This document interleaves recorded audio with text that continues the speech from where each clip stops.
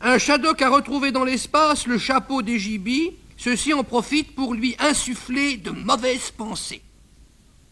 Il lui faisait voir la terre à droite, et ils allaient tous à droite. Il lui faisait voir la terre à gauche, et ils revenaient tous à gauche, à toute vitesse. À tout bout de champ, il criait « Terre, terre, terre !» Les autres, naturellement, ne voyaient rien, mais ils avaient confiance et ils y allaient. Et quand ils arrivaient, ils voyaient qu'effectivement, il n'y avait rien. C'était quand même intéressant. De sorte que, partant, pour ainsi dire, de rien, les Shadok arrivaient au prix d'incroyables efforts, de sacrifices et de souffrances, pratiquement au même point.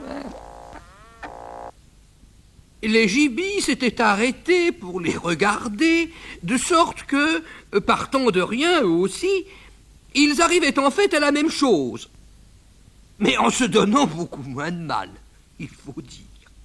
Et puis, un jour, le Shadok se mit à crier pour de vrai, car en effet, il y avait quelque chose de rond à l'avant. Ils étaient sauvés. Ils l'avaient là enfin devant eux, cette terre qu'ils avaient tant espérée. Et dans la solennité de l'heure, ils oubliaient les peines endurées et en profitaient pour se pardonner les uns les autres leurs péchés.